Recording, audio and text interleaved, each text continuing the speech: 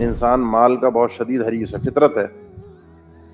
جو مال ہے اللہ کی رضا کی خاطر اگر وہ دیتا ہے، اس کا مطلب یہ ہے کہ اس کو سب سے زیادہ بڑھ کر محبت اللہ سے ہے. صحابی نے سوال کیا، صحیح مسلم کی حدیث ہے، اللہ کے نبی صدقہ کون سا بہترین اور افضل ہے؟ دونوں الفاظ ہیں. تو آپ صلی اللہ علیہ وسلم نے فرمایا کہ ان تصدق وانت صحیح شحیح، اس کیفیت میں صدقہ کرو بالکل صحت مند تندرست ہو. تمہیں بھی مال کی ضرورت ہے، آگے امیدیں ہیں، زندگی ہے، اپنے پلانز ہیں، گولز ہیں، اور فقر و فاقے کا ڈر ہے کہ دے دیا تو میں اپنی ضرورت کہاں سے پوری کروں گا. اس کیفیت میں صدقہ اگر دو گے تو یہ افضل ترین صدقہ ہے. مقتول کے ورثاء میں جن کا کوئی قتل ہو گیا، اس کے ورثاء میں سے کوئی ایک بھی معاف کر دیتا. مثال کوئی شخص قتل ہوا، اس کے ماں باپ ہیں، 10 بیٹے ہیں، 4 بیٹیاں ہیں، 2 بھائی ہیں، یہ ورثاء ہیں سارے. ان بیٹوں میں سے کوئی ایک بیٹا معاف کر دیتا ہے، باقی 9 کہتے ہیں ہمیں قصاص چاہیے، ایک معاف کر دیتا ہے تو اس کو معاف کر دیا جائے گا. وَلَقَدْ يَسَّرْنَا الْقُرْآنَ لِلذِّكْرِ فَهَلْ مِن مُّدَّكِرٍ. ليس البر أن تولوا وجوهكم قبل المشرق والمغرب ولكن البر من آمن بالله واليوم الآخر والملائكة والكتاب والنبيين وآتى المال على حبه ذوي القربى واليتامى والمساكين وابن السبيل والسائلين وفي الرقاب وأقام الصلاة وآتى الزكاة والموفون بعهدهم إذا عاهدوا والصابرين في البأساء والضراء وحين البأس أولئك الذين صدقوا وأولئك هم المتقون. سورة البقرہ آیت نمبر 177 177. اس آیت سے ہمارے آج سبق کا آغاز ہے. کل آخر میں آپ کے سامنے گفتگو ہوئی تھی کہ یہ آخری اس ضمن کی آیت ہے جو ہمارا مضمون اور موضوع جاری تھا قبلے کے حوالے سے. تو اللہ تعالیٰ نے اب ذکر فرمایا کہ لیس البر ان تولوا وجوہکم قبل المشرق. یہ حقیقی نیکی نہیں ہے کہ تم پھیرو اپنے چہروں کو، رخ کرو اپنے چہروں سے قبل المشرق والمغرب، مشرق اور مغرب کی جانب. ولکن البر، لیکن حقیقی نیکی یہ ہے کہ من آمن باللہ والیوم الآخر، جو ایمان لائے اللہ تعالیٰ پر، آخرت کے دن پر، فرشتوں پر، کتابوں پر اور انبیاء پر.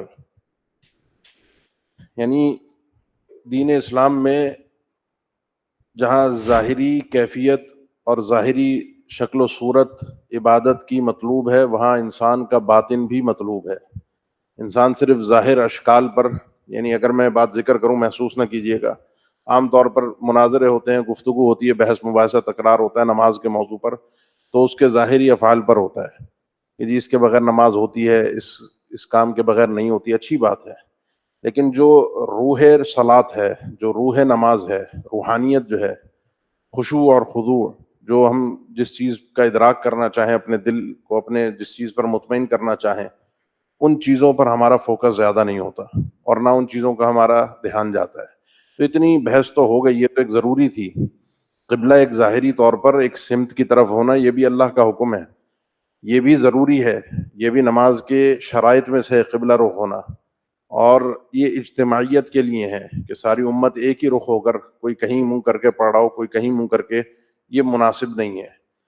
لیکن حقیقی نیکی یہ ہے کہ انسان ان چیزوں پر عمل کرے جن کا تذکرہ آگے آ رہا ہے.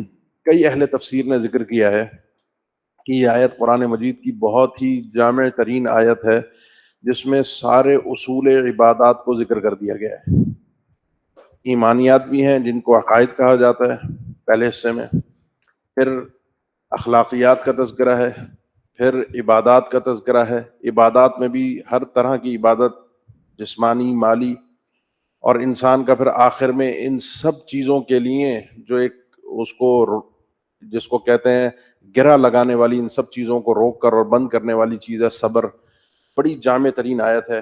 بڑے اختصار کے ساتھ اللہ تعالیٰ نے ذکر فرمایا کہ اصل نیکی تو یہ ہے کہ انسان ان ایمانیات والی چیزوں پر ایمان لائے. اب ایمان باللہ کی اپنی ایک تفصیل ہے، ایمان بالآخرت کی اپنی ایک تفصیل ہے، فرشتوں پر ایمان ایک پورا مضمون ہے، کتابوں پر ایمان، انبیاء پر ایمان. تھوڑا تھوڑا انشاءاللہ قرآن مجید میں جہاں جہاں یہ مضمون آتا ہے ہم اس پر گفتگو کرتے رہتے ہیں. یہ ہو گیا عقائد، یہ ہو گیا ایمان. وآت المال علی حبہ ذوی القربى. یہ اب آیت کا یہ جو حصہ ہے یہاں سے اخلاقیات بھی شروع ہو رہی ہیں اور یہاں سے انسان کا اللہ کی محبت کا اظہار بھی شروع ہو رہا ہے کہ وہ دیتا ہے مال کو, عطا کرتا ہے مال کو, علی حبہ, اس مال کی محبت کے باوجود وہ نکال کر دے دیتا ہے. انسان جس چیز سے سب سے زیادہ محبت کرتا ہے وَإِنَّهُ لِحُبِّ الْخَيْرِ لَشَدِيدٌ, انسان خیر کا سخت ترین حریص ہے. خیر سے مراد اس آیت میں سورہ عادیات کی مال ہے. انسان مال کا بہت شدید حریص ہے, فطرت ہے. جو یہ مال ہے اللہ کی رضا کی خاطر اگر وہ دیتا ہے, اس کا مطلب یہ ہے کہ اس کو سب سے زیادہ بڑھ کر محبت اللہ سے ہے. اور یہ جو دینا ہے یہ زکوٰۃ یا صدقات کی بات نہیں ہو رہی, یہ عام ہدیے بھی اس کے اندر شامل ہیں, عام صدقات بھی اس کے اندر شامل ہیں, عام اللہ کی رضا کی خاطر خرچ کرنا بھی اس کے اندر شامل ہے اس ٹکڑے میں. باقی اس کی تفصیل انشاءاللہ اسی صورت میں ہماری چند کلاسز کے بعد اس آیت میں آئے گی کہ یسألونک ماذا ينفقون قل ما انفقتم من خیر فللوالدین والاقربین, کہ کس کے اوپر کس انداز میں ہم نے خرچ کرنا ہے, اس کی کیا تفصیل ہے. تھوڑی سی آیات کے بعد انشاءاللہ مسئلہ دوبارہ آئے گا. تو وہ مال کو دیتا ہے, اس مال کی محبت کے باوجود کس کو دیتا ہے؟ قریبی رشتہ داروں کو. یہ سب سے یعنی سارے مفسرین نے لکھا ہے کہ اہم فالاہم بالترتیب ہے, جس کو دینا سب سے پہلے ضروری ہے اس کا ذکر ہے, کیونکہ رشتہ دار اگر رشتہ دار ہے تو اس کو دینے میں رشتہ داری کا بھی ثواب ہے, صلہ رحمی کا بھی ثواب ہے اور دینے کا بھی ثواب ہے. یہ ضروری نہیں ہے کہ وہ مستحق ہو, یہاں مستحق کی کوئی قید نہیں ہے. یعنی آپ رشتہ داروں کے ساتھ ویسے ہی صلہ رحمی کیجئے, کوئی آدمی ہدیہ وغیرہ لے جائے, ان کے گھر گیا ملنے کے لیے, کوئی ہدیہ لے کر چلا گیا, کوئی کیک لے گیا, ہمارے سنتے ہیں بعض احباب ہیں اپنے رشتہ داروں میں, ان کا ایک سسٹم بنا ہوا ہے, ہر ہفتے مہینے میں اللہ نے ان کو نوازا تو کھانا پکوا کر اور وہ پھر پیکٹس بنوا کے اپنے سارے رشتہ داروں میں تقسیم کر دیتے ہیں. اس میں غریب امیر یہ بھی نہیں دیکھا جاتا اور لینے والا بھی محسوس نہیں کرتا کہ جی ہمیں تھوڑا سا دیا ہے, زیادہ دیا. یہ صرف ایک محبت کے لیے. تو انسان کو جس طرح بھی وہ اس محبت کا اظہار کر سکے اس کو کرنا چاہیے. والیتامى, یتیم آپ جانتے ہیں جس بچے یا بچی کا والد فوت ہو جائے بچپن میں بلوغت سے پہلے, وہ یتیم ہے. اس کے چھوٹا ہونے کی وجہ سے, اس کے مجبور ہونے کی وجہ سے اور اس کے محتاج ہونے کی وجہ سے اس کا خیال رکھتا ہے. اور یتیموں کے خیال رکھنا, ان کے ساتھ شفقت کے ساتھ پیش آنا, اس کی اپنی ایک خاص فضیلت ہے. اللہ کے نبی صلی اللہ علیہ وسلم کے ساتھ انسان کل قیامت کے دن اس طرح ہوگا جس طرح آپ صلی اللہ علیہ وسلم نے ان 2 انگلیوں کو اٹھا کر اشارہ فرمایا تھا کہ میں اور یتیموں کی کفالت کرنے والے اس طرح کل قیامت کے دن ساتھ ہوں گے. والمساکین, اور مسکین وہ جس کے پاس نہیں ہے, تنگ دست ہے, کما رہا ہے لیکن پورا نہیں ہو رہا, ضرورت پوری نہیں ہو رہی. ابن السبیل, مسافر ہے, اجنبی ہے, اس کو ویسے ہی انسان یرحمک اللہ, اس کی ویسے ہی جو ایک مہمان نوازی ہے وہ بھی اس کے اندر شامل ہے, مستحق ہے وہ بھی شامل ہے, غیر مستحق ہے وہ بھی شامل ہے. یہ کوئی صدقات کی میں نے ذکر کیا, کوئی اس میں صدقات یا زکوٰۃ کی بات نہیں ہے. والسائلین, اور جو سوال کرنے والا ہے, کوئی مانگنے والا ہے, کوئی طلب کرنے آتا ہے, کوئی اپنی ضرورت بیان کرتا ہے, اس کو بھی وہ دیتا ہے. وفر رقاب, غلام آزاد کروانے میں تنوع ہے عبادات کا. مال کی ایک ہی مال کے ساتھ عبادات کا تنوع ہے. مال کی محبت ہو, اس کو اللہ کے نبی صلی اللہ علیہ وسلم نے سب سے افضل ترین صدقہ کہا ہے. جب صحابی نے سوال کیا, صحیح مسلم کی حدیث ہے, اللہ کے نبی صدقہ کون سا بہترین اور افضل ہے؟ دونوں الفاظ ہیں. تو آپ صلی اللہ علیہ وسلم نے فرمایا کہ ان تصدق وانت صحیح شحیح, اس کیفیت میں صدقہ کرو بالکل صحت مند تندرست ہو, تمہیں بھی مال کی ضرورت ہے, آگے امیدیں ہیں, زندگی ہے, اپنے پلانز ہیں, گولز ہیں, اور فقر و فاقے کا ڈر ہے کہ دے دیا تو میں اپنی ضرورت کہاں سے پوری کروں گا. اس کیفیت میں صدقہ اگر دو گے تو یہ افضل ترین صدقہ ہے. ہاں, جب روح حلق تک پہنچ جاتی ہے, پھر جو تم لکھ رہے ہوتے ہو, کہہ رہے ہوتے کہ یہ ادھر دے دو وہ ادھر دے دو, اس وقت وہ وصیت ویسے بھی قابل قبول نہیں ہوتی. اس کا انشاءاللہ وصیت کا مسئلہ آج ہی آگے آ رہا ہے. اس کے بعد عبادات کا تذکرہ ہے. وَأَقَامَ الصَّلَاةَ وَآتَى الزَّكَاةَ, دونوں طرح کی عبادتیں ہیں اور دونوں فرض ہیں. نماز قائم کرتا ہے, زکوٰۃ ادا کرتا ہے, یہ جسمانی عبادت بھی ادا کرتا ہے اور مالی عبادت بھی ادا کرتا ہے. وَالْمُوفُونَ بِعَهْدِهِمْ إِذَا عَاهَدُوا, اور پورا کرنے والا ہے اپنے وعدوں کو جب وہ وعدہ کرتا ہے. با اخلاق آدمی ہے, اپنی زبان کی, اپنی عزت کی لاج خود رکھتا ہے. یہ وہ لوگ ہیں جو حقیقی معنی کے اندر نیکی کرنے والے ہیں. والصابرین, خاص طور پر نیکی کو میں نے ذکر کیا نا، یہ جو لائن ہے، یہ جو ٹکڑا ہم پڑھ رہے ہیں، یہ ساری نیکیوں کو جمع کرنے والا ہے، ساری نیکیوں کے اوپر گرہ لگانے والا ہے. جس کو یہ نصیب ہو گیا وہ نیکیاں کر جائے گا. خاص طور پر صابرین، اور قابل تعریف ہیں یہ صابرین جو 3 موقعوں پر صبر کرتے ہیں. فی البأساء والضراء وحین البأس. بأسا کہتے ہیں انسان کا فقر و فاقہ، تنگ دستی، یا وہ چیز جو انسان حاصل کرنا چاہتا تھا مل نہیں سکی، لینا چاہتا تھا حاصل نہیں ہوئی، اس پر صبر کر لے. والضراء، تکلیفیں، پریشانیاں، جسمانی بیماریاں، یا پھر یوں کہہ لیجئے کہ وہ چیز جو انسان کے پاس تھی اور اس کے بعد اس سے چھن گئی. اب البأساء تھی نہیں، کوشش تھی مل جائے، نہیں مل سکی. الضراء ہوتے ہوئے چھن گئی، دونوں پر اس نے صبر کیا. وحین البأس، اور جنگ اور لڑائی کے وقت. ان 3 موقعوں پر سارا ہی صبر آ گیا. اور صبر ہم پیچھے پڑھ کر آ گئے کہ انسان کا اپنے آپ کو کنٹرول کرنے کا، اپنے آپ کو روک کر رکھنے کا نام ہے. اولئک الذین صدقوا، یہ فہرست آپ کے سامنے ہے، آپ کا آئینہ بھی آپ کے سامنے ہے، میرا آئینہ بھی میرے سامنے ہے، اور وہ آئینہ یہ آیت ہے. چیک کر لوں کہاں میرے اندر کوئی کمی ہے، کوئی مسئلہ ہے، کسی ٹکڑے کے اندر کوئی معاملہ ہے، کوئی کہیں میں پیچھے ہوں. تو اولئک الذین صدقوا، یہی لوگ ہیں جو سچے ہیں. میں پھر سچا شاید نہ بن پاؤں، یا جس اعتبار سے کمی ہوگی اس اعتبار سے سچائی میں کمی ہوگی. کوشش کیجئے کہ ہم خاص طور پر جو ہمارے اندر کمی کوتاہی پائی جاتی ہے وہ معاملات کے اعتبار سے ذرا زیادہ آ جاتی ہے. اپنے وعدوں کی پاسداری نہ کرنا، صبر نہ کرنا، انسان کا مال کے معاملے کے اندر سستی کرنا، تو ان سب چیزوں کا انسان کا خیال رکھنا بہت ضروری ہے. وَأُولَئِكَ هُمُ الْمُتَّقُونَ، اور یہی لوگ تقوی والے ہیں. بار بار یہ تقوی کا تذکرہ ہر عبادت کے ساتھ اب چلتا رہے گا. اب اس کے بعد جو اگلی آیت ہے، یہاں سے آپ سمجھیے کہ موضوع پورا کا پورا سورت کا چینج ہو جاتا ہے. اور یہ اب سارا کا سارا موضوع احکام، مسائل، تمدنی مسائل، آپ کے گھریلو مسائل، آپ کے معاشرتی مسائل، عبادات بھی ہوں گی لیکن ان کے اندر بھی مسائل کا تذکرہ خصوصاً آئے گا. پہلا مسئلہ ہے یا ایھا الذین آمنوا کتب علیکم القصاص فی القتلی. اس کا تعلق ہے آپ کی جان کی، آپ کے وجود کی، آپ کے جسم کی حفاظت. یہ شریعت کا ایک اہم ترین مقصد ہے کہ آپ کو جو اللہ تعالیٰ نے جان دی ہے، آپ خود بھی اس کے مالک نہیں ہیں کہ آپ اس کے ساتھ کوئی تصرف اس قسم کا کریں کہ جس سے وہ جان ہلاکت میں پڑنے کا خدشہ ہو. ولا تقتلوا انفسکم، اپنے آپ کو انسان خود بھی قتل نہیں کر سکتا، اور ایسی چیزوں کا استعمال بھی نہیں کر سکتا کہ جو اس کو ہلاکت میں ڈال دیں. اب آپ کی اور میری جان کی حفاظت کے لیے احکامات آ رہے ہیں. ان میں پہلا حکم ہے یا ایھا الذین آمنوا، اے ایمان والو، کتب علیکم القصاص، تم پر قصاص فرض کر دیا گیا ہے، فی القتلی، تمہارے مقتولین کے متعلق. کوئی کسی کا مقتول ہو جائے تو مقتول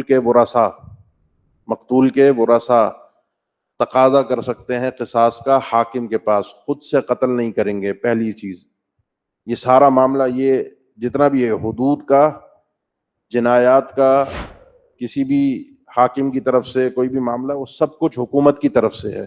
انسان کے اپنے اختیار میں کوئی بھی چیز نہیں ہے کہ وہ خود سے جا کر بدلہ لے، خود سے جا کر کوئی حد قائم کرے. حتیٰ کہ چور کے ہاتھ بھی کاٹنے ہیں تو وہ حاکم کاٹے گا، انسان کو اختیار نہیں ہے.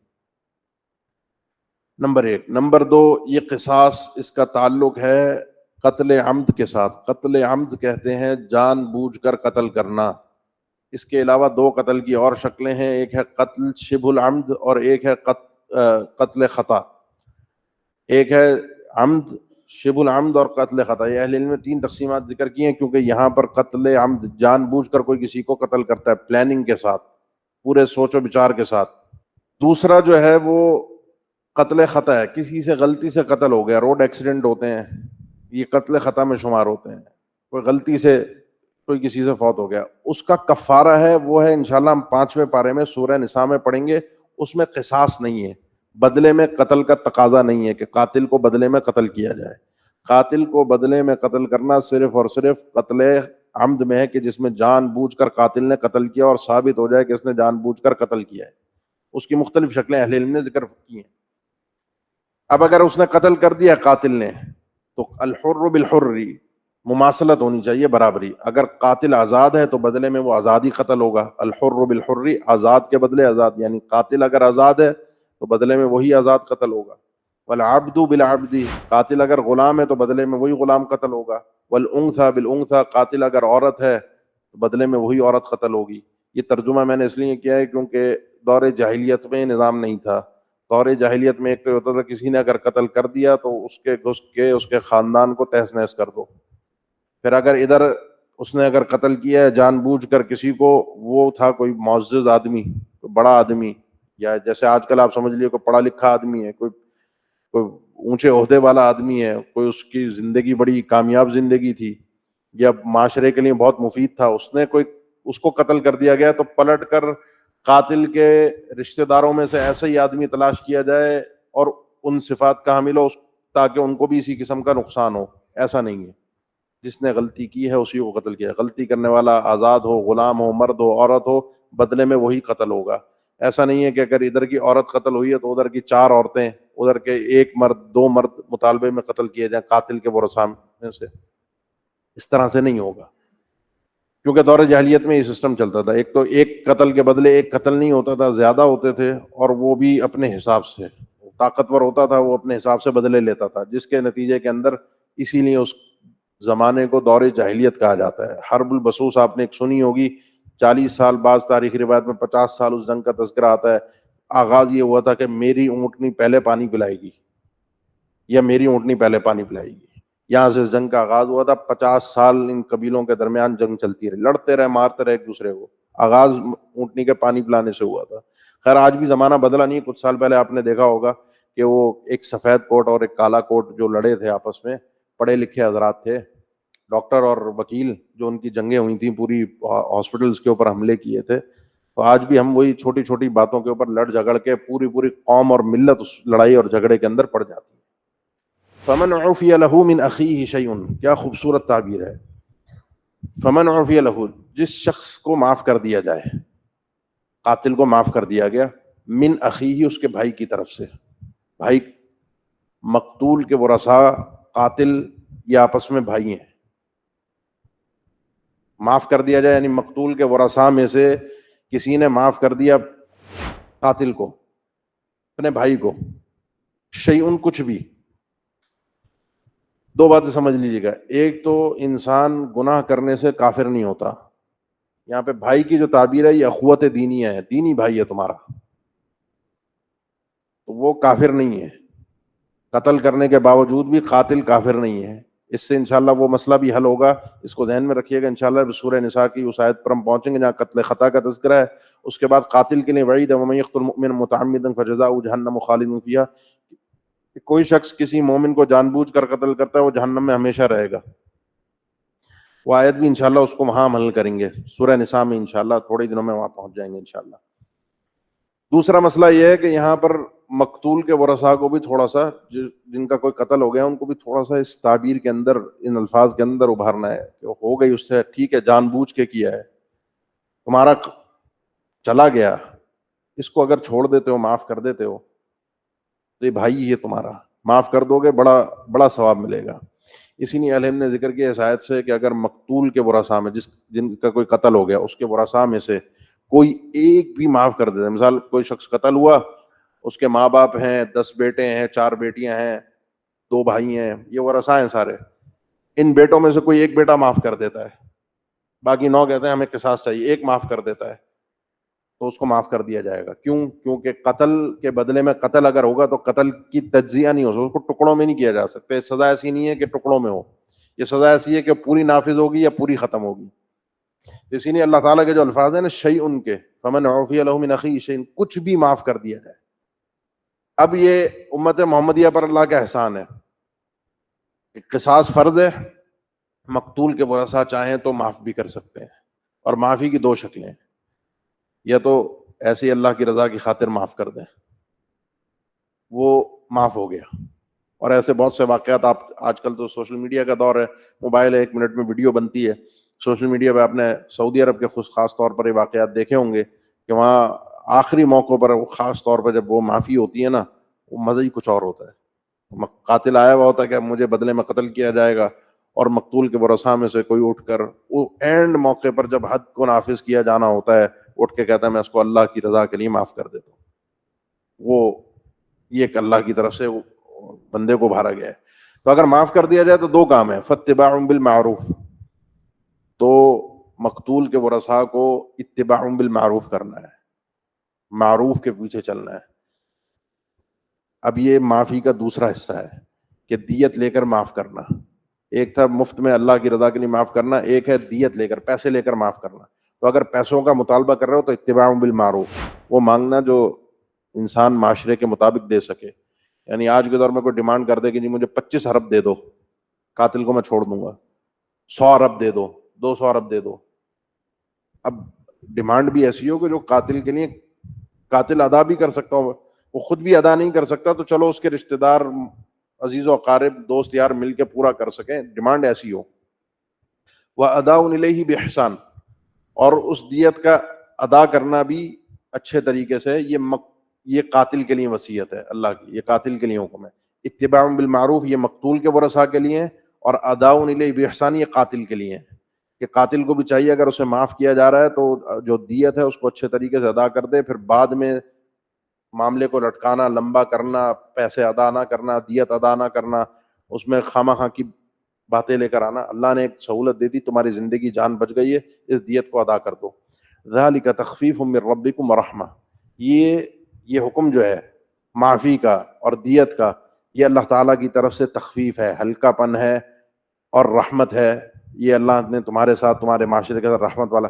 صرف قصاص نہیں رکھا، صرف معافی نہیں رکھی، صرف دیت نہیں رکھی، تینوں آپشن تمہارے سامنے ہیں۔ پچھلی امت و ملل کے اندر یہ تینوں آپشن ایک ساتھ موجود نہیں رہے۔ فمن اعتدى بعد ذلك، کوئی شخص اگر اس کے بعد بھی اعتداء کرتا ہے، زیادتی کرتا ہے، یعنی اس نے پیسے لیے، مقتول کے ورثاء نے معاف کر دیا کہ چلو ہمیں دیت دے دو، پیسے لے کر پھر پیچھے سے جا کے قتل کر دیا قاتل کو، پیسے بھی لے لیے اور قتل بھی کیا، فَلَهُ عَذَابٌ أَلِيمٌ، پھر اس کے لیے بڑا دردناک عذاب ہے، کیونکہ اس نے اللہ کے سسٹم کو چیلنج کیا ہے۔ وَلَكُمْ فِي الْقِصَاصِ حَيَاةٌ، اور تمہارے لیے نظام قصاص میں زندگی ہے، حیاتن، بہت لمبی زندگی ہے۔ میں نے شاید پہلے بھی آپ کو ذکر کیا تھا کہ سعودیہ میں ہم نے ایک جو ہے وہ قصاص ہوتا ہوا دیکھا تھا، شاید ذکر کیا تھا آپ کے سامنے۔ وہ ایک دفعہ انسان یقین کریں کہ کبھی دیکھ لینا اپنی آنکھوں سے، تو قتل تو کیا، میں نے اس وقت بھی ذکر کیا تھا، انسان جاگتے ہوئے خواب میں بھی کسی گناہ کا تصور دماغ میں نہیں آ رہا ہوتا، 4-5 دن تک انسان واقعات انسان کا بچہ بن جاتا ہے۔ یہ نظام قصاص میں تمہارے لیے زندگی ہے۔ 2-4 قصاص اگر اس طرح سے ہو جائیں، 2-4 قاتلوں کو لٹکا دیا جائے، سب کے سب سدھر جائیں گے۔ یہ ایک میں مثال دیتا ہوں، بہرحال مثال شرعی اعتبار سے وہ حکم تو درست نہیں ہے۔ ہمارے آج کل یہ ڈکیتیاں، چھیننا جھپٹی بہت زیادہ ہو رہی ہے۔ کسی دور میں ان کو پکڑ کے آگ لگانا شروع کر دی تھی جو ڈکیت ہوتے تھے۔ جب 2-4 کو پکڑ کے اس طرح سے کیا نا تو یہ چیز دراصل تھم گئی تھی، کیونکہ ان کو ڈر ہو گیا تھا پکڑے گئے تو مارے جائیں گے۔ اب کیا ہے، اب وہ چیز نہیں ہے، کیونکہ وہ جنہوں نے آگ لگائی پولیس نے آ کے ان کو پہلے پکڑ لیا کہ آپ نے آگ کیسے لگا دی۔ اب وہ لگانے والا بھی ڈر جاتا ہے کہ بعد میں پھنس جاؤں گا۔ اب ان کو ایک مار پیٹ کے پولیس کے حوالے کر دیتے ہیں، 4 دن بعد آ کے وہ پھر دوبارہ وہ کر رہا ہوتا ہے۔ تو نظام قصاص میں تمہارے معاشرے کی بقا ہے، تمہارے معاشرے کی زندگی ہے، 2 طرح سے۔ ایک تو کوئی دوسرا قتل نہیں کرے گا، دوسرا دور جاہلیت میں ایک کے بدلے 100 قتل کیے جاتے تھے، ایک کے بدلے 4 قتل کیے جاتے تھے، تو یہاں پر ایک کے بدلے ایک ہی قتل ہو رہا ہے۔ یا اولی الالباب، عقل مندو، لعلکم تتقون، تاکہ تم ایسی زندگی گزارو جس میں انسان کے لیے گناہوں سے اجتناب ہو۔ یہ عقل مندوں کے لیے نظام اللہ تعالیٰ نے عطا کیا ہے۔ یہ ہوگی تمہاری جان کی حفاظت۔ اگلی آیت میں ہے ہمارے مال کی حفاظت، اور مال کی حفاظت بھی زندگی میں بھی اور مرنے کے بعد بھی۔ اور موت کا بھی چونکہ ایک تذکرہ ہے تو وفات کے اعتبار سے بھی کچھ احکامات کو اللہ تعالیٰ نے اگلی آیت میں ذکر کیا ہے۔ کتب علیکم اذا حضر احدکم الموت، تم پر یہ بھی فرض کیا گیا۔ یہ اسلوب قرآنی ہے، کتب علیکم عربی زبان کا اسلوب ہے کہ لفظ کتبہ کے بعد اگر اعلیٰ آتا ہے، یہ اعلیٰ کا مطلب یہ ہوتا ہے کہ یہ چیز تم پر فرض کر دی گئی ہے، یہ چیز تم پر لکھ دی گئی ہے، یہ چیز تم پر لازمی کر دی گئی ہے۔ تو کتب علیکم، تم پر یہ چیز فرض کر دی گئی ہے، کیا؟ اذا حضر احدکم الموت، جب حاضر ہو جائے تم میں سے کسی ایک کے پاس موت۔ موت کا حاضر ہونے کا مطلب یہ ہے کہ آثار موت نمایاں ہو جائیں، بس زندگی سے جانے کا وقت آ رہا ہے، بیمار انسان اس قدر ہو گیا ہے۔ کیا فرض کیا گیا ہے؟ ان ترک خیرا، اگر اس نے خیر چھوڑی ہے۔ اہل علم نے ذکر کیا ہے کہ یہ خیر جو ہے نا، یہاں پر مال ہی ہے، لیکن مال جب بکثرت ہو تو اسے زیادہ ہو تو اسے خیر کہا جاتا ہے اس اعتبار سے، اور اگر کم ہو ضرورت کے حساب سے پھر اس کا معنی مفہوم خیر والا نہیں ہے. تو ان طرح کا خیرہ اگر انسان کے پاس بہت زیادہ مال ہے تو الوصیۃ للوالدین، اس کے اوپر فرض ہے کہ وہ وصیت کر کے جائے اپنے والدین کے لیے، اپنے قریبی رشتہ داروں کے لیے، بالمعروف، اچھے طریقے سے. حقا علی المتقین، یہ حکم لازمی ہے متقین پر. اب ذرا سا 2 منٹ توجہ دیجیے گا. ایک تو یہ اللہ کے نبی صلی اللہ علیہ وسلم نے یہ آیت، جب اس آیت کے بعد جب آگے ہم انشاءاللہ سورہ نساء میں پڑھیں گے، یوصیکم اللہ فی اولادکم، کہ اللہ تعالیٰ نے تمہاری اولاد کے متعلق تمہیں حکم دیے ہیں، اور پھر وراثت کی تقسیم اللہ تعالیٰ نے فرمائی ہے.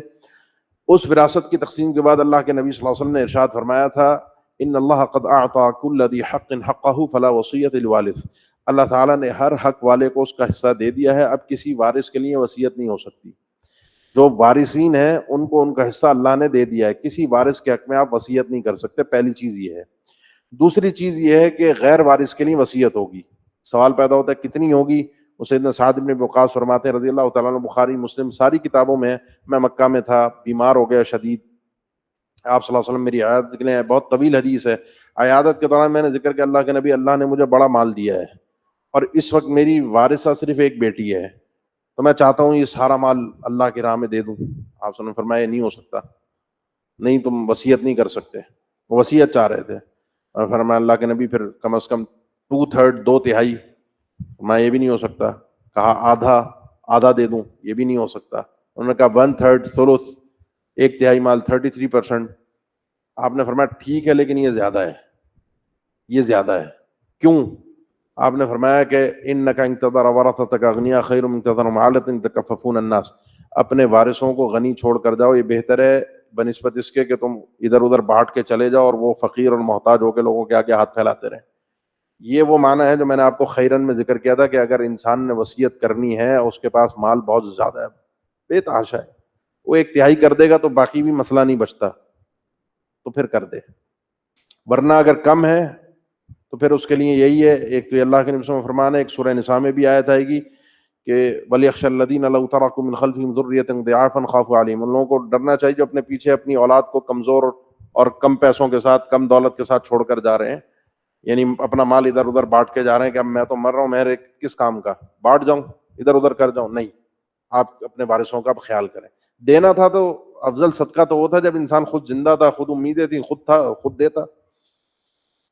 تیسرا یہ ہے کہ کسی انسان نے اگر وصیت کرنی ہے، مال زیادہ ہو، کرنی ہے، 1/3 میں کرے گا، لیکن اگر کرنی ہے تو پھر اللہ کے نبی صلی اللہ علیہ وسلم کا فرمان ہے کہ انسان کے لیے جائز نہیں ہے کہ یبیت لیلۃ کہ وہ 1-2 راتیں بھی گزر جائیں اس کا وصیت کرنے کا ارادہ ہے، الا وصیتہ مکتوبۃ عندہ، اس کے پاس اس کی وصیت لکھی ہوئی ہونی چاہیے. صحیح مسلم کی حدیث سیدنا عبداللہ ابن عمر سے، وصیت انسان کے پاس کنفرم لکھی ہوئی ہونی چاہیے. اگر اس کا وصیت کا ارادہ ہے تو کنفرم اسے لکھ دے. آج کے دور میں اسٹیمپ پیپر وغیرہ اور یہ ساری چیزیں قانونی ایک شکل ہے تاکہ اس کو پکا کام کر دے، گواہ بھی ہوں. اگر وصیت کرنی ہے تو انسان کر کے رکھے. اگر مال زیادہ ہے 1/3 مال میں کرے گا، غیر وارثوں کے لیے کرے گا، اس لیے یہ آیت منسوخ ہو گئی ہے. اب اس کے بعد اگر کسی نے کرنی ہے تو یہ راستہ اپنا لے. اس وصیت کے اندر اس آیت کو بھی ذہن میں رکھیں جو ہم پیچھے پڑھ کر آ چکے ہیں، وَوَصَّىٰ بِهَا إِبْرَاهِيمُ وَبَنِيهِ وَيَعْقُوبُ. جب ہم علماء کی کچھ وصیتیں پڑھتے ہیں، بعض علماء اپنی وصیتیں لکھ کر جاتے ہیں، سب سے پہلی وصیتوں میں یہی ہوتا ہے کہ اپنی آل اولاد کو اللہ سے ڈرنے کی، ایمان تقوی کی تربیت بھی انسان نے ایسی کی ہو. پھر اس کے بعد وہ وصیت کرتے ہیں اپنے جنازے کے متعلق جلدی ہونا چاہیے، میری قبر کو شریعت کے مطابق بنایا جائے، مجھے شریعت کے مطابق میرے تدفین اور یہ سارے معاملات ہونے چاہیے. اور پھر شریعت کے مطابق جو وصیتیں وہ کرنا چاہتا ہے، پھر اس کے بعد وہ وصیتیں اس کی ہوتی ہیں. تیسرا یہ کہ جب یہ حکم تھا آغاز اسلام میں کہ انسان وصیت سے اپنا مال اپنی مرضی سے تقسیم کرے، اللہ کا حکم نہیں تھا جو وہ چاہتا ہے اپنے حساب سے تقسیم کرے، یہ لازمی تھا ہر ایک پر. تو اس میں سب سے پہلے تذکرہ کس کا ہے؟ الوصیۃ للوالدین، ماں باپ کا. کیونکہ وصیت میں عام طور پہ انسان آگے والوں کا سوچ رہا تھا، پیچھے کا نہیں سوچتا. زندگی اب میں ہوں، آج میں اپنی بات کرتا ہوں، میں اپنے بچوں کا سوچوں گا، میں اپنے ماں باپ کا تھوڑی سوچوں گا. اللہ نے پہلے بتایا کہ اس کیفیت میں، اس کنڈیشن میں، حالانکہ ماں باپ بوڑھے ہیں، ان کو کوئی پیسوں کی شاید ضرورت بھی نہ ہو، انہوں نے کیا کرنا ہے، لیکن اگر وصیت کرنی ہے تو پہلے حصہ ان کا بناؤ، والاقربین، پھر قریبی رشتہ داروں کا اچھے طریقے سے. تو یہ وصیت کرنی چاہیے. وصیت ابھی بھی موجود ہے، اس کے احکامات آپ کو ذکر کر دیے ہیں. وارثین کے لیے والدین کا بھی حصہ اب اللہ تعالیٰ نے مقرر کر دیا ہے، اولاد کا حصہ بھی اللہ تعالیٰ نے بیان فرما دیا ہے. بہن بھائیوں کا سب کچھ، وہ انشاءاللہ ہم سورہ نساء میں تفصیل کے ساتھ انشاءاللہ اس کو پڑھیں گے. فمن بدلہ بعد ما سمعہ، بس اگر کوئی شخص تبدیل کر دیتا ہے، بدل دیتا ہے وصیت کو. اس نے کسی پہلے زمانے میں وصیت کا کوئی ایسے قانونی سسٹم تو نہیں تھا، انسان نے وصیت کی، کسی کو بتا دیا، کسی رشتہ دار کو بتا دیا، کسی دوست کو بتا دیا یا لکھوا دی. اب جس کے پاس امانت تھی، جس کے پاس موجود تھی، فمن بدلہ بعد ما سمعہ، بس جس شخص نے تبدیل کر دیا اس وصیت کو سننے کے بعد، فإنما إثمه على الذين يبدلونه، تو اس کا گناہ ان لوگوں کے اوپر ہے جو وصیت کو بدل رہے ہیں. جس نے وصیت کی تھی جو فوت ہو گیا وہ اللہ کے سپرد ہو گیا، اس کو اس کی نیکی کا اجر مل گیا، اگرچہ وہ کام اس طریقے سے ہوا ہی نہیں، وہ نیکی اس انداز سے سر انجام ہی نہیں ہوئی. یہ بھی بڑا ایک عظیم قاعدہ ہے شریعت کا کہ انسان اپنی نیت کے مطابق اپنے حساب سے نیکی کا کام کر جائے، اور وہ کام انجام کے اعتبار سے شاید نیکی نہ بن رہا ہو میرے جانے کے بعد. وہ آپ جانتے ہیں نا، بخاری مسلم کی حدیث ہے، رات کو ایک شخص نکلا صدقہ لے کے بنی اسرائیل میں، ایک دن چور کو دے دیا، ایک دن بدکارہ کو دے دیا، ایک دن امیر کو دے دیا. جو مستحق تھا اس تک نہیں پہنچا، لیکن اس کی یہ نیکی قبول ہو گئی کیونکہ اس کی نیت اپنی جگہ پر درست تھی. تو ان اللہ سمیع علیم، یقین اللہ تعالیٰ خوب سننے والا اور اچھی طرح واقف ہے. فمن خاف من موص جنفا، بس اگر کوئی شخص ڈرتا ہے وصیت کرنے والے سے، وہ گواہ تھا، وہ سننے والا تھا، وہ نگران تھا، وصیت اس کے پاس تھی، اس نے وصیت میں دیکھا جنف، میلان، بعض رشتہ داروں کی طرف اس کا زیادہ میلان ہے، اس نے غیر جانبداری سے کام لیا ہے، ظلم کیا ہے، او اثمن، یا گناہ کیا ہے اس وصیت کے اندر. یہ وصیت اس نے اس انداز کی بنائی ہے کہ جس میں اس نے چاہا ہے کہ میرے رشتہ دار محروم ہو جائیں، فلاں بیٹے کو اتنا دے دو، یا ایک تہائی کی وصیت جان بوجھ کے کی تاکہ میرے بقیہ رشتہ داروں کو کم ملے، میری اولاد کو کم ملے. یا کسی گناہ کے کام کی وصیت کی، وہ کام ہی شرعی اعتبار سے گناہ ہے، وہاں پر پیسہ لگانے کا اس نے ایک تہائی وصیت کا کہا ہے. فاصلح بینہم، اس آدمی نے اس وصیت کے اندر اصلاح کر دی، ان کے درمیان اصلاح کر دی، ان لوگوں کے درمیان، تو فلا اثم علیہ، اس صورت میں گناہ نہیں ہوگا اس پر. وصیت کا چینج کرنا اور نہ چینج کرنا دونوں چیزیں آپ کے سامنے ہیں. انسان امانت داری کے ساتھ یہ کام کرتا ہے تو اس کے اوپر کوئی گناہ نہیں ہے، بے ایمانی کے ساتھ کرتا ہے وہ آدمی گناہ گار ہے. وہ اب دیکھنا پڑے گا کہ اس نے وصیت کے اندر کن الفاظ کو، کس سچویشن کو استعمال کیا ہے. ان اللہ غفور رحیم، یقین اللہ تعالیٰ خوب بخشنے والا اور مہربان ہے. غلطیاں سرزد ہم سے ہوتی ہیں، خاص طور پر یہ وصیت کا معاملہ ہے. انسان، آپ مشہور حدیث اللہ کے نبی صلی اللہ علیہ وسلم، انسان جاتا ہے نیکیوں پر عمل کرتا رہتا ہے، مرنے سے پہلے کوئی ایک ایسی غلطی کر جاتا ہے کہ جس کی وجہ سے وہ جہنم کی کھائی کے اندر جا کے گر جاتا ہے. وہ ایک غلطی بعض علم نے ذکر کیا، اس میں وصیت بھی شامل ہے، مرتے مرتے جان بوجھ کر غلط وصیت کر کے چلا جائے. اس کے بعد اب عبادت ایک شروع ہو رہی ہے جس کا تذکرہ ہے یا ایھا الذین آمنوا کتب علیکم الصیام. مشہور آیت ہے، آپ بے شمار بار رمضانوں کے اندر اس آیت کو سنتے ہیں. عبادات کی اقسام ہیں. ایک عبادت ہوتی ہے جس کا تعلق مال کے ساتھ ہے، زکوٰۃ. ایک عبادت ہے جس کا جسم کے ساتھ تعلق ہے، نماز. ایک عبادت ہے جس کے اندر مال اور جسم دونوں لگتے ہیں، جیسے وہ حج. اور یہ عبادت وہ ہے کہ جس کے اندر کچھ بھی نہیں لگتا، یہ صرف ترک ہے، چھوڑنا ہے، کرنا کچھ بھی نہیں. آپ کریں گے کچھ بھی نہیں. نماز آپ پڑھ کے دکھا رہے ہیں، زکوٰۃ آپ ادا کر رہے ہیں فعلاً، حج آپ کرنے کے لیے جائیں گے. روزے میں کچھ بھی نہیں کرنا. روزے میں جو کرنا ہے نارمل روٹین ہے، اس کو چینج کرنا ہے، اور وہ یہ ہے کہ اللہ کی خاطر، اللہ کی رضا کی خاطر نیت میں ہو، اللہ کی رضا کی خاطر. ایک انسان صبح سویا، فجر پڑھ کے، کام کاج کی روٹین ایسی تھی، صبح کو سو گیا، مغرب کے ٹائم جا کے اٹھ رہا ہے، تو وہ آدمی بھوکا پیاسا تو رہا، اس کو روزے کا ثواب نہیں ملے گا. نیت اللہ کی رضا کی ہونی چاہیے، نمبر ایک. نمبر دو، ان کھانا پینا اور جو میاں بیوی کے تعلقات ہیں ان سے اپنے آپ کو روک لیں. یہ تین چیزوں سے اس نے اپنے آپ کو روک کر رکھنا ہے. باقی اس کے احکامات آپ رمضان کے اندر تفصیل سے سماعت فرماتے رہتے ہیں. یا ایھا الذین آمنوا کتب علیکم الصیام، اے ایمان والو تم پر روزے فرض کر دیے گئے ہیں. یہ خاص ایک عبادت ہے اور ہے بھی اللہ کے لیے، کیونکہ کچھ نمایاں نہیں ہو رہا، آپ نے روکا ہے اپنے آپ کو. کسی نے اللہ کے نبی صلی اللہ علیہ وسلم کا فرمان ہے، اللہ تعالیٰ فرماتا ہے روزہ میرے لیے ہے اور میں ہی اس کی جزا دیتا ہوں. کسی کو نہیں پتہ چلتا کون روزے سے ہے، کون روزے سے نہیں ہے، کس کے اندر روزے کا کتنا اخلاص ہے. کما کتب علی الذین من قبلکم، جس طرح تم سے پہلے لوگوں پر فرض کیے گئے ہیں. یہ روزہ کوئی نئی عبادت تمہارے لیے نہیں ہے، تم سے پہلے بھی امتیں کرتی آئی ہیں، تمہارے اوپر بھی فرض ہے. اس کا ثواب تمہیں بھی ملے گا، اس کا فائدہ تمہیں بھی حاصل ہوگا. ایک طرح کی تسلی ہے کہ کوئی مشقت والا، تکلیف والا کام نہیں ہے. لعلکم تتقون، اس روزے سے تم تقوی حاصل کرو گے، کیونکہ انسان کے اندر یہ روزہ اس کی شہوت کو توڑ دیتا ہے۔ اللہ کے نبی صلی اللہ علیہ وسلم نے بھی یہی حل بیان فرمایا تھا، جس کی شادی کی استطاعت ہے وہ کر لے، جس کے پاس مالی استطاعت نہیں ہے، جسمانی استطاعت موجود ہے، کر نہیں سکتا، شادی پیسے نہیں ہے، تو اس کو چاہیے روزے رکھے تاکہ اندر سے اپنے آپ کو توڑ دے، گناہ کی طرف جانے کے لیے اس کے راستے بند ہو جائیں۔ ایام معدودات، ایک اور تسلی، گنتی کے چند دن ہیں، 29 یا 30 ہوتے ہیں۔ رمضان کے روزے میں فرض ہے نا، اگلی آیت میں آ رہا ہے 29 یا 30 دن کے روزے ہیں، گنتی کے دن ہیں، اور کوئی مشکل عبادت نہیں ہے، پہلے بھی لوگ کرتے ہیں، تم نے بھی کرنا ہے۔ تو ایام معدودات، فمن کان منکم مریضا، بس اگر کوئی شخص ہے تم میں سے مریض، او علی سفر، یا سفر پر، فعدۃ من ایام اخر، تو اس گنتی کو پورا کر لے۔ عدہ گنتی کو کہتے ہیں، دوسرے دنوں میں جتنی گنتی کے دن رمضان میں اس نے چھوڑ دی ہیں، اتنے ہی گنتی کے دن رمضان کے علاوہ دیگر دنوں کے اندر ان کو پورا کر لے، یعنی ان روزوں کی قضا کرے۔ ایک تو ویسے ہی گنتی کے چند دن ہے، پھر کوئی شرعی عذر ہے تو اس میں بھی روزہ چھوڑنے کی تمہیں اجازت ہے۔ وعلی الذین یطیقونہ فدیۃ طعام مسکین، اور ان لوگوں پر یطیقونہ، اس کے دو معنی اہل علم نے کیے ہیں، سب سے بہتر معنی وہ ہے جو صحابہ کرام سے منقول ہے، صحابہ کرام کی تفصیل مقدم ہے کیونکہ انہوں نے قرآن کا نزول دیکھا ہے۔ سیدنا عبداللہ بن عباس سے جو مروی ہے صحیح بخاری میں، یطوقونہ، جس کا معنی ہے یتکلفونہ فلا یستطیعونہ، وہ لوگ جو روزے کی طاقت تو رکھتے ہیں لیکن بڑی مشقت اور تکلیف کے ساتھ، بیمار آدمی ہے، ایسا بیمار کہ آگے اس کو صحت یابی کی امید نہیں ہے، بوڑھا آدمی ہے، بزرگ آدمی ہے، روزہ رکھ نہیں پا رہا، سنبھال نہیں پا رہا، کنٹرول نہیں کر پا رہا، تو فدیۃ طعام مسکین، ان لوگوں پر فدیہ ہے ایک روزے کا، طعام مسکین، ایک مسکین کو کھانا کھلانا ہے، ایک روزے کے بدلے ایک مسکین کو کھانا کھلانا ہے۔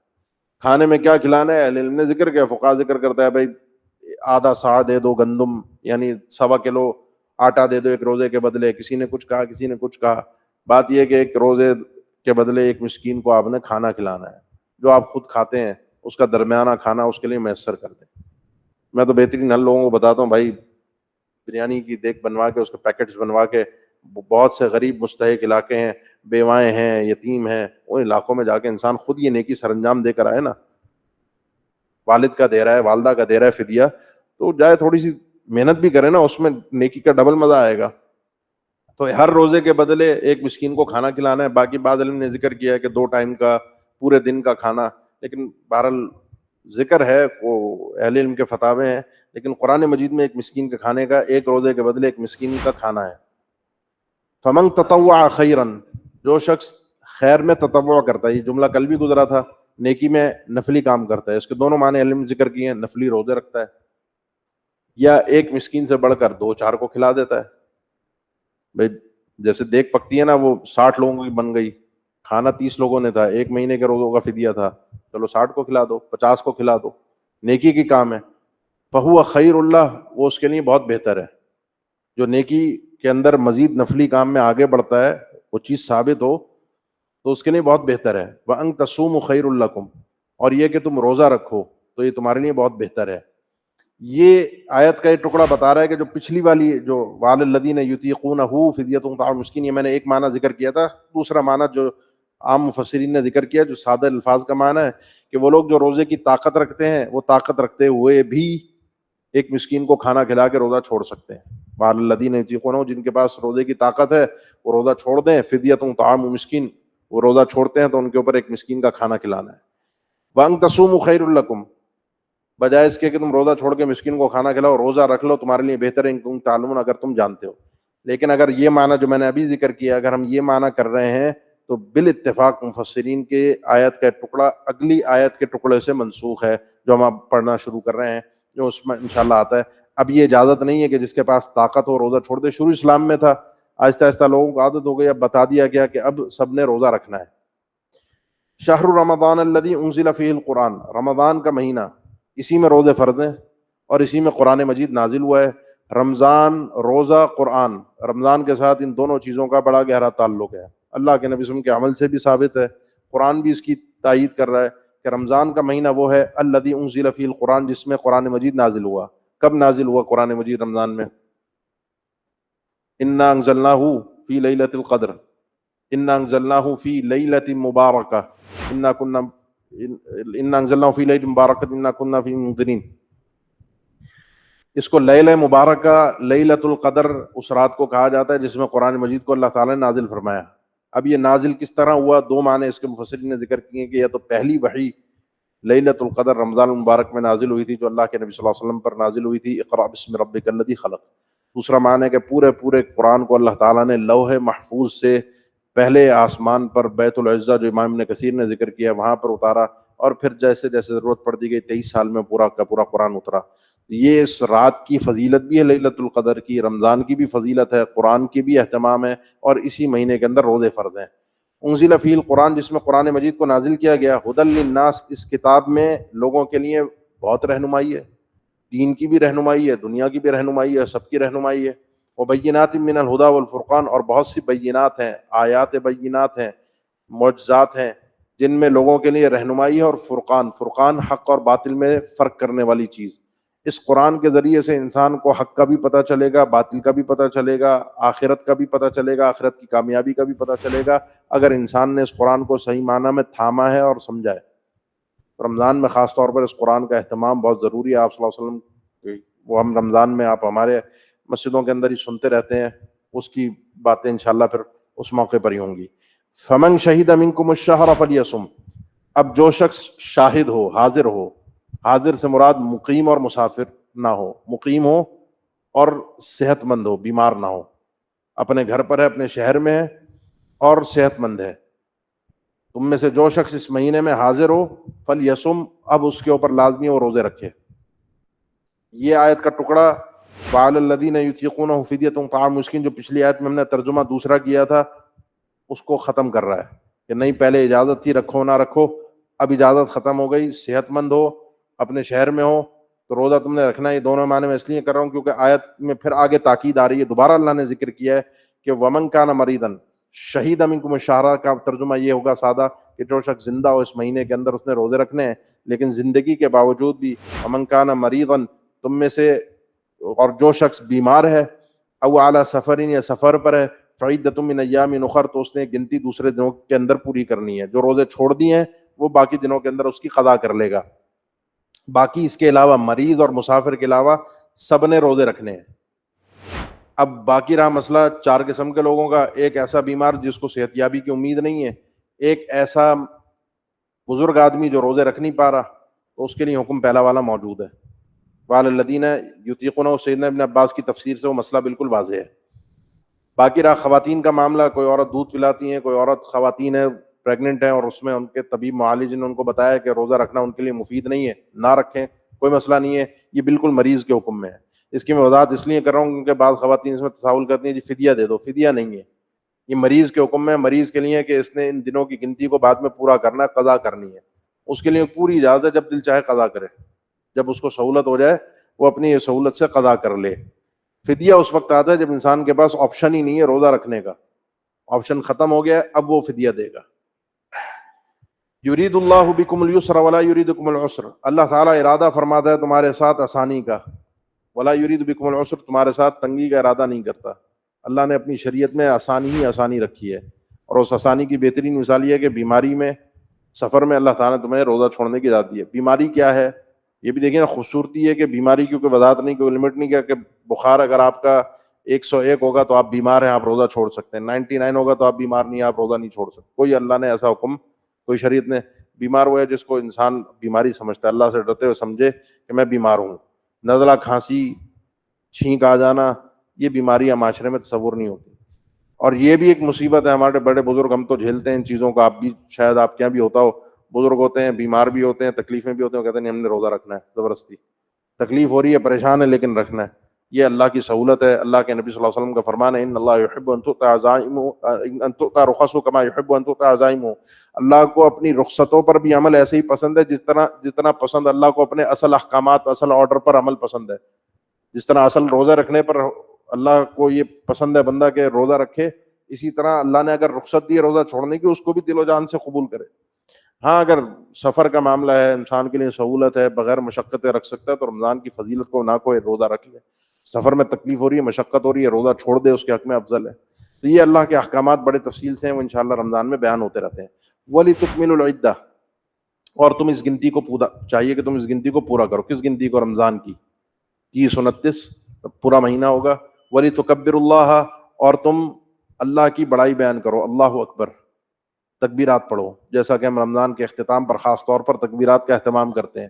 اور یہ بات میں نے ویسے بھی ذکر کی تھی کہ اللہ تعالیٰ جب انسان کو کوئی نعمت دے، کوئی نعمت اس کے اوپر ہو، یا اللہ کوئی علم دے اسے، کوئی اس کے لیے خزانے کھول دے، ویسے بھی فرحاً بے اختیاراً انسان کی زبان سے اللہ اکبر نکل جائے، اور نکلنا چاہیے. ولی تکبر اللہ علی ما ہداکم، اللہ نے جو تمہیں ہدایت دی ہے اس پر تمہیں تکبیرات کا اہتمام، اللہ اکبر، اللہ سب سے بڑا ہے، اس کا اہتمام ہونا چاہیے. وَلَعَلَّكُمْ تَشْكُرُونَ، اور تاکہ تم اللہ کا شکر ادا کرو کہ اس نے تمہیں اس عبادت کی توفیق دی ہے. وَإِذَا سَأَلَكَ عِبَادِي عَنِّي فَإِنِّي قَرِيب. ابھی یہ روزے کے مسائل چل رہے ہیں. روزے کے مسائل کے اندر درمیان میں 2 چیزیں آئی ہیں. ایک آیا رمضان کا مہینہ، قرآن کا نزول، اس کا بھی تعلق، بڑا گہرا تعلق ہے رمضان کے ساتھ، روزوں کے ساتھ. دوسرا آیا ہے ابھی اس کے اگلی آیت میں پھر روزوں کے مسائل آئیں گے، لیکن درمیان میں پھر آیت آئی ہے اور اس کا تعلق ہے دعا کے ساتھ. اور کئی علم نے ذکر کیا ہے کہ روزے کے اندر دعا یہ قبولیت کے اہم ترین مواقع میں سے ایک موقع ہوتا ہے. اللہ تعالیٰ دعا قبول فرماتا ہے عند فطری، جب انسان روزہ افطار کرتا ہے. ان مواقع کو انسان، ان کیفیات میں انسان کو غافل نہیں ہونا چاہیے. وَإِذَا سَأَلَكَ عِبَادِي عَنِّي فَإِنِّي قَرِيب، جب سوال کرتے ہیں آپ سے میرے بندے میرے متعلق. قرآن مجید میں جتنے بھی سوالات آئے ہیں ان میں سب میں آتا ہے یسألونک، ابھی آگے 2-3 آیت بعد آئے گا یسألونک عن الأہلہ، یسألونک عن الخمر والمیسر، یسألونک ماذا، وہ آپ سے پوچھتے ہیں کیا کرنا ہے. قل، آپ بتائیے، انہوں نے یہ کام کرنا ہے.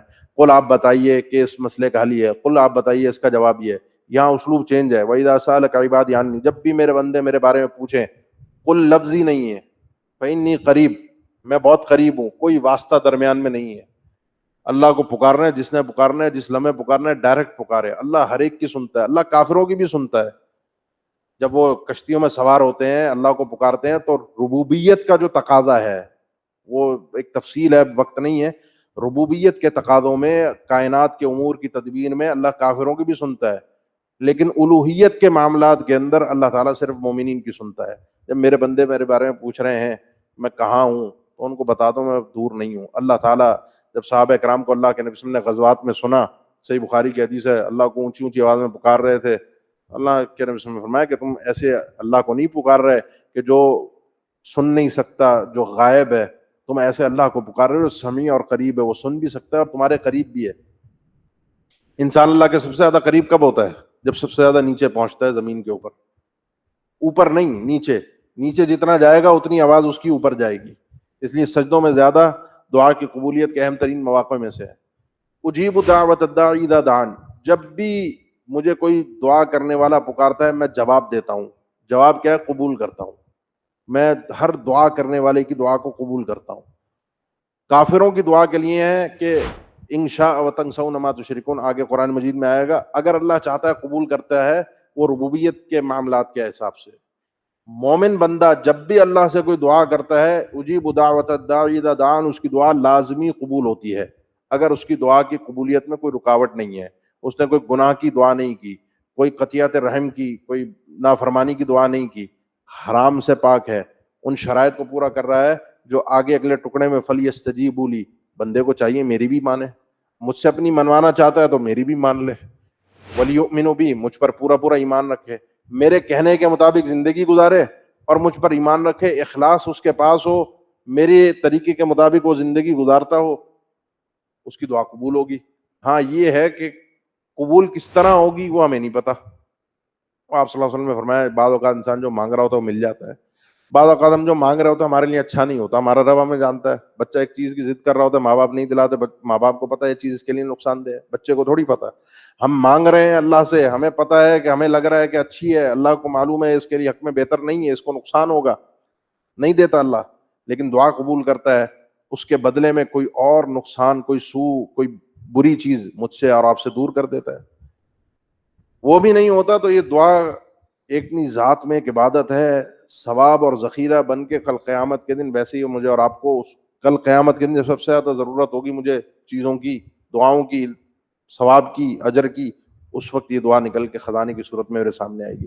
قبول ضرور ہوتی ہے ان تین شکلوں میں سے کسی ایک شکل میں. وَلْيُؤْمِنُوا بھی ان کو چاہیے مجھ پر ایمان رکھیں لعلہم یرشدون تاکہ وہ رہنمائی اور رشد کے ساتھ زندگی گزار سکیں, صحیح سیدھی راہ پر چل سکیں. پھر آ جائیے احکامات سیام کی طرف, روزوں کے احکامات کی طرف. اب روزوں کے احکامات کو اللہ تعالیٰ نے تھوڑا سا تفصیل کے ساتھ بیان فرمایا ہے. مسئلہ سمجھ لیجیے. سیدنا برا کہتے ہیں رضی اللہ تعالیٰ عنہ سے, بخاری مسلم کی حدیث ہے کہ آغاز اسلام میں جب روزے فرض ہوئے تو طریقہ یہ تھا, وقت افطار ہوا افطاری کر لو, اگر افطاری رہ گئی اور انسان سو گیا تو اس کے بعد اس کا اگلا روزہ سٹارٹ ہو جائے گا, اب اس کو افطاری کا وقت نہیں ہے. قیس ابن سرمہ الانصاری رضی اللہ تعالیٰ عنہ تھکے ہوئے آئے کام کاج سے, گھر پہنچے, بیوی سے کہا افطاری کے لیے کچھ ہے؟ انہوں نے کہا کچھ بھی نہیں ہے, دیکھتی ہوں, تلاش کرتی ہوں, لاتی ہوں. نکلی تلاش کرنے, پیچھے تھکے ہوئے تھے, آنکھ لگ گئی, بیوی لے کر آئی, آنکھ کھلی تو اب تو ٹائم نکل گیا, کیونکہ ٹائم یہ تھا کہ جاگتے ہوئے کرنا ہے, سو گئے تو آنکھ لگ گئی, عشاء ہو گئی تو ختم ٹائم. اب وہ پھر بہرحال نہیں کھایا کچھ بھی, رات کے آدھی رات کے لگ بھگ جا کے بے ہوشی کی کیفیت طاری ہو گئی. اللہ کے نبی صلی اللہ علیہ وسلم کے پاس مسئلہ پہنچا, اللہ تعالیٰ نے آیت نازل فرمائی کہ پوری رات تمہارے لیے اب کھانا پینا جائز ہے, روزہ اب شروع ہوگا صبح فجر سے غروب آفتاب تک, سورج کے غروب ہونے تک, یہ ٹائم اب دے دیا گیا. آغاز اسلام میں ایسا نہیں تھا. اب روزے کے اندر احل لکم لیلۃ الصیام, حلال کر دیا گیا ہے, جائز کر دیا گیا تمہارے لیے رمضان کی راتوں میں, سیام کی راتوں میں, دن میں سیام ہو رات میں.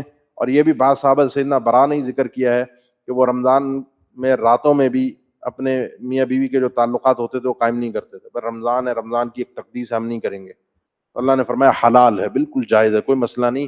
لیلۃ الصیام, روزوں کی راتوں میں, الرفث, رفث کہتے ہیں میاں بیوی کے جو اصل تعلقات ہیں ان کو بھی, اور ان تعلقات کا جو آغاز ہے ان کو بھی, مقدمات کو بھی, جو بھی ان کے لیے آپ بات کو سمجھ سکیں. الی نسائکم, تمہاری بیویوں کو, تمہاری بیویوں کے ساتھ جو تمہارا تعلق ہے یہ پوری رات تمہارے لیے جائز اور حلال ہے.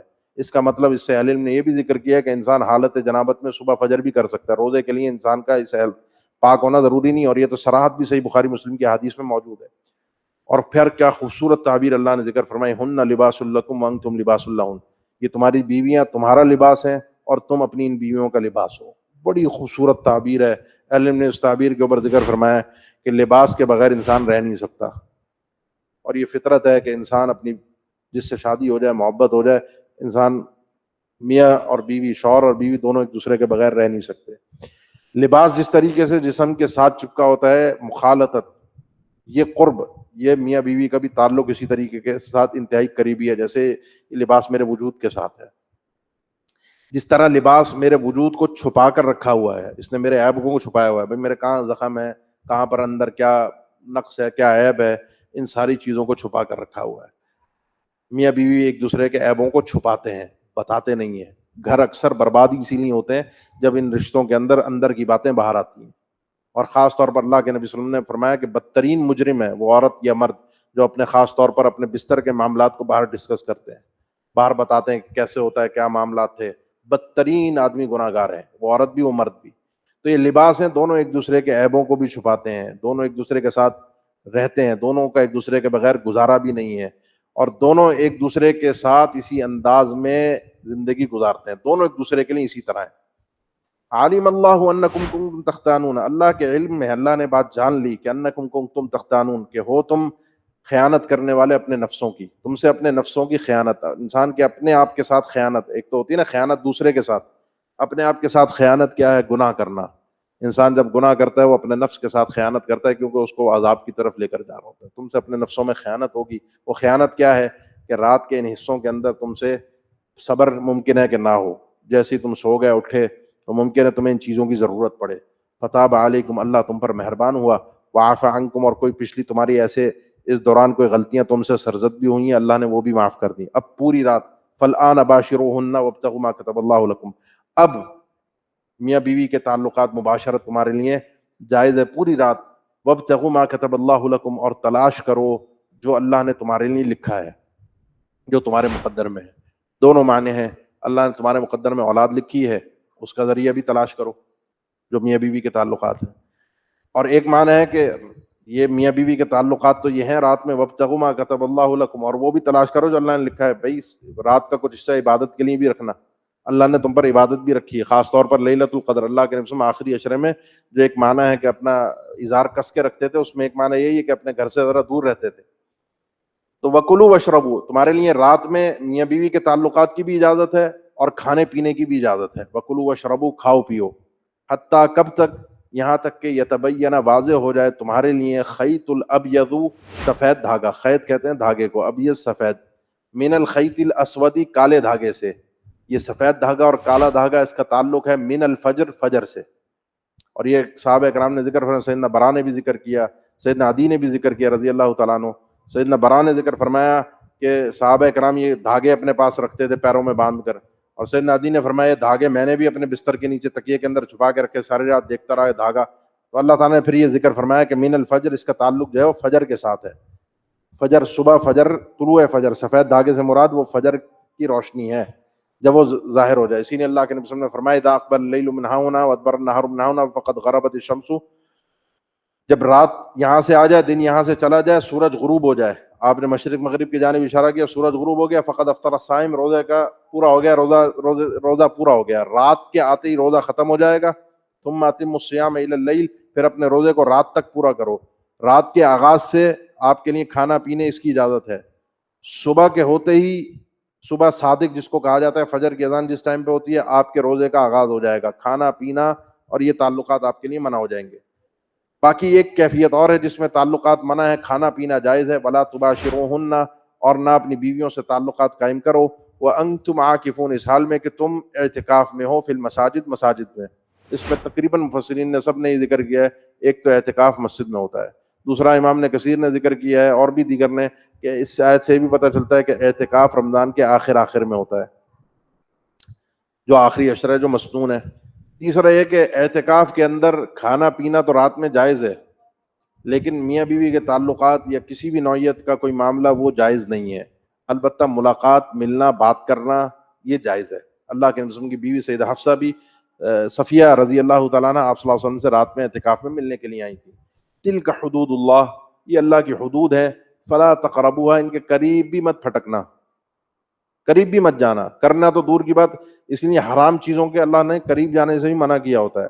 اور حرام کے قریب جانے کا مطلب یہ ہوتا ہے کہ وہ کام جو دیکھنے میں جائز ہوتے ہیں تمہیں حرام کے قریب کر سکتے ہیں، ان کے قریب بھی مت جانا. مشتبہات کو جن کو کہا جاتا ہے، انسان مشتبہات سے بھی دور ہو جائے کہ جو اس کو حرام کی طرف لے جائے. کذالک یبین اللہ، اللہ تعالیٰ اسی طرح واضح کرتا ہے اپنی آیات کو لوگوں کے لیے، لعلہم یتقون، تاکہ وہ تقوی اختیار کر سکے. یہ پورے روزوں کے مسائل اور احکامات آپ کے سامنے اللہ تعالیٰ نے قرآن مجید کے حساب سے تفصیل کے ساتھ ذکر فرمائے. اب اگلی آیت ہم پڑھ کے اپنے بات کا اختتام کریں گے. اگلی آیت کا تعلق بڑا گہرا ہے اس کے ساتھ. پیچھے ہم نے پڑھا کہ روزے میں حلال چیزیں ہمارے لیے حرام ہو گئی تھیں. پہلے آیت پڑھ لیں، وَلَا تَأْكُلُوا أَمْوَالَكُمْ بَيْنَكُمْ بِالْبَاطِلِ، نہ کھاؤ اپنا مال آپس میں باطل طریقوں سے، ایک دوسرے کا مال باطل طریقوں سے مت کھاؤ. وَتُدْلُوا بِهَا إِلَى الْحُكَّامِ، اور پھر تم لے کر جاؤ اس معاملے کو، اس مال کے کھانے کو باطل طریقے سے حکام کی طرف، ان کو رشوت دے کر حاکموں سے اپنے حق میں فیصلہ دلواؤ، تاکہ لِتَأْكُلُوا فَرِيقًا مِّنْ أَمْوَالِ النَّاسِ، نتیجہ یہ ہو کہ تم لوگوں کے مال کا ایک حصہ کھا جاؤ، حاکموں کو رشوت دے کے باطل طریقوں سے لوگوں کا مال کھا جاؤ. بالاسمی، گناہ کے ساتھ، تم لوگوں کے مال کا ایک حصہ کھا جاؤ گناہ کے ساتھ. وَأَنْتُمْ تَعْلَمُونَ، اس حال میں کہ تم جان رہے ہو. دو باتیں سمجھیے کہ بڑی گہری ہیں. پیچھے آپ کو وقتی طور پر حلال چیزوں کو حرام کیا گیا تھا جو آپ کی زندگی کی بنیادی ضروریات تھی، نیسیسریز تھی. کھانا پینا نہیں رہ سکتا انسان، میاں بیوی کے تعلقات نہیں رہ سکتا، لیکن اس ٹائم میں نہیں کرنا، حرام ہے. انسان جان بوجھ کے ایک گھونٹ پانی بھی نہیں پی سکتا. رمضان کے اندر وقتی حلال حرام ہوا ہے روزے میں، یہ جو ہے نا یہ حرام ہے، نقصان دہ ہے اور ہمیشہ کے لیے حرام ہے. اس سے ہمیشہ بچ کے رہنا. خاص طور پر یہ ایک تعلق ہے ان آیات کا آپس میں. دوسرا یہ ہے کہ ہم نے کل پڑھا تھا حرام کی ایک قسم کل ہمارے سامنے آئی تھی، میں نے ذکر کیا تھا، یا ایھا الناس کلوا مما فی الارض حلالا طیبا، حلال اور طیب کی تفصیل میں کہ وہ چیز جو ہے وہ ذریعہ اس کا حلال ہونا چاہیے اور چیز اپنی ذات میں طیب ہونی چاہیے. طیب، پاک چیزوں کا تذکرہ اللہ تعالیٰ نے ہمیں پہلے ہی کر دیا تھا. انما حرم علیکم المیتۃ والدم ولحم الخنزیر، حرم علیکم المیتۃ والدم، یہ چیزیں تمہارے لیے، یہ چیزیں اپنی ذات میں طیب نہیں ہیں، خبیث ہیں.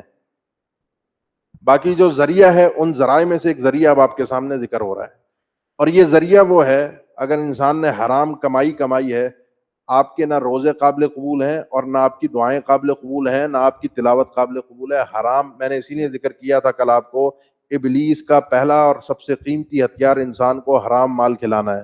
حرام اس نے ایک دفعہ کھلا دیا، حرام کھلانے کے بعد بندہ لگا رہے 100 رکھتے پڑھتا رہے، بندہ لگا رہے روزانہ کے نوافل پڑھتا رہے، بندہ لگا رہے دعائیں کرتا رہے، حج پہ حج کرتا رہے، وہ ٹینشن فری ہو کے بیٹھا ہے، نہ وہ حج سے روکے گا آپ کو، نہ نماز سے روکے گا، حرام کھلا رہا ہے۔ مجھے بڑا دکھ اور افسوس ہوتا ہے لوگوں کو دیکھ کر، جب بڑے بڑے دیندار لوگ، ایک تو جملہ ہے نا، لوگ تو طنز میں کہتے ہیں جی داڑھی رکھ کر جو حاجی صاحب جھوٹ بول کے حرام کھا رہے ہیں، حرام کھا رہے ہیں، لوگ تو ایک طنز میں بولتے ہیں، لیکن حقیقت ہے، دکھ بھی ہوتا ہے کہ ایک انسان دیندار ہو کے نماز روزہ سب کچھ کر رہا ہو، حج پہ بھی جا رہا ہو، تھکا بھی رہا ہو اپنے آپ کو، اور اس کے باوجود بھی انسان حرام مال کے ذریعے سے کچھ کما بھی نہ رہا ہو، یہ سب چیزیں انسان کو روک دیتی ہیں۔ پھر اس میں خاص طور پر حرام مال کا ایک ذریعہ ذکر ہوا ہے، وہ ہے رشوت۔ وَتُدْلُوا بِهَا إِلَى الْحُكَّامِ، کہ حکام تک ذریعہ بناؤ، ان کے قریب پہنچو، حاکموں سے کسی طرح وہ لے لو، دنیا کے آرڈر حاکم کا دے دینا، جج کا آپ کو دے دینا، یہ قابل قبول نہیں ہے۔ اب ہمارے ملک کا بھی بہت بڑا مسئلہ ہے رشوت، اور رشوت کو اللہ تعالیٰ نے حرام ذکر کیا ہے، یہ بالکل پکی حرام چیز ہے۔ ذرا سی لسٹ بنائیے کن کن طریقوں سے لوگ رشوت لیتے ہیں اور کن کن طریقوں سے لوگ رشوت دیتے ہیں۔ ایک طریقہ نہیں ہے رشوت کا، یعنی اللہ کے نبی صلی اللہ علیہ وسلم نے یہ تک فرمایا کہ کوئی شخص اگر کسی کے لیے سفارش کرتا ہے، کسی کے لیے کوئی کام آسان کرتا ہے اور اس کو ہدیے میں کوئی چیز دیتا ہے، یہ ہدیہ سود کے دروازوں میں سے ایک دروازہ ہے۔ میں اگر کسی کا کام کروا دیتا ہوں کسی سرکاری محکمے میں، اور وہ مجھے لا کر کوئی ہدیہ دیتا ہے جس کو چائے پانی ہدیہ گفٹ کہتے ہیں، وہ سود، وہ رشوت ہے، باقاعدہ رشوت ہے۔ اور کیا ہوتی ہے رشوت؟ اب رشوت کا جو معاشرے کے اندر ہمارے طریقہ کار رائج ہے، جو سسٹم رائج ہے، اس پر غور کیجیے۔ راشی اور مرتشی، لینے والا دینے والا، دونوں ہی گناہ گار ہیں، دونوں ہی اللہ کی وعید کے مستحق ہیں۔ البتہ ایک آدمی مجبور ہو گیا، اس کو اس کا حق نہیں مل رہا، اس کا حق ہے اس کو مل نہیں رہا، وہ کسی کی حق تلفی بھی نہیں کر رہا، کسی کے ساتھ ظلم بھی نہیں کر رہا، اس کا حق ہے اسے چاہیے، لیکن آگے بیٹھا ہوا وہ دے ہی نہیں رہا، جیسے ہوتا ہے ہمارے سرکاری محکموں میں، آپ جوتیاں رگڑتے رہیں، آپ کو آپ کا حق نہیں ملے گا، ہاں آپ آ جائیں، لیکن اس میں ایک چیز کا خیال ہو کہ کسی اور کی حق تلفی نہ ہو۔ تو اہل علم کہتے ہیں اس صورت میں انسان چونکہ مجبور ہے، مجبوری کی صورت میں ہے تو یہ رشوت، لیکن اللہ سے امید یہ ہے کہ اس کا یہ مجبور ہونا اس کو اس گناہ سے محفوظ کر دے گا۔ لینے والا پورا گناہ گار ہے۔ اب یہ حرام مال کتنا ہے ہمارے لوگوں کے پاس، کیا کچھ ہے، کس طریقے سے پورا معاشرہ اس کے اندر غرق ہے، کہاں ہماری عبادتیں قبول ہوں، کہاں ہماری نمازیں قبول ہوں، کہاں ہمارے حج قبول ہوں، کہاں ہمارے روزے قبول ہوں، یہ سارا مسئلہ ہمارا آ کے اٹک جاتا ہے۔ اس حرام سے اپنے آپ کو انسان محفوظ رکھے، جہاں حلال سے اپنے آپ کو روک سکتا ہے وقتی طور پہ روزے کے اندر، وہاں اس حرام سے کیوں نہیں روک سکتا۔ انشاءاللہ کل آگے اپنے سبق کا آغاز کریں گے۔ وما تفعلوا من خیر یعلمہ اللہ، اور تم کوئی بھی نیکی کرو گے، جو کوئی بھی تم نیکی کرو گے، خیرن، یہ جو تنوین ہے نا خیرن کے، سیل کہتے ہیں معمولی نیکی، یعنی چھوٹی نیکی، معمولی تو کوئی نہیں بھی، یعلم اللہ، اللہ اسے جانتا ہے۔ فمن الناس من یقول ربنا آتنا فی الدنیا، لوگوں میں کچھ لوگ ایسے ہیں جو دعا کرتے ہوئے کہتے ہیں ربنا آتنا فی الدنیا، اللہ ہمیں دنیا عطا فرما دے، وما لہ فی الآخرۃ من خلاق، اس کو آخرت میں کوئی حصہ نہیں ملے گا، خلاق حصہ، اس کو کوئی چیز نہیں ملنی آخرت۔ جس نے صرف دنیا مانگی ہے، دنیا مل جائے گی، آخرت تھوڑی ملے گی۔ سیدنا انس فرماتے ہیں اللہ کے نبی صلی اللہ علیہ وسلم، جب ان سے قتادہ نے، ان کے شاگرد نے پوچھا کہ اللہ کے نبی کی بہت زیادہ دعاؤں میں، کیونکہ 10 سال خدمت کی تھی، کون سی دعا تھی زیادہ پڑھتے تھے؟ فرمایا کہ جس دعا کو میں نے اللہ کے رسول سے زیادہ سنا ہے کرتے، وہ یہی دعا ہے، ربنا اللہم آتنا فی الدنیا حسنہ وفی الآخرۃ حسنہ، اس دعا بہت زیادہ کرتے تھے۔ اور خود سیدنا انس سے بھی کوئی کہتا ہمارے لیے دعا فرما دیجئے، تو وہ بھی دعا فرماتے ہوئے یہی دعا کرتے، ربنا آتنا فی الدنیا حسنہ، کہتے سب کچھ جو مانگنا ہے سب کچھ آ گیا، جو تمہارے دل میں جو خواہش ہے، جو چاہیے، صحت چاہیے، مال چاہیے، کاروبار چاہیے، آخرت چاہیے، جہنم سے آزادی چاہیے، گناہوں کی معافی چاہیے، کچھ بھی، سب کچھ آ گیا۔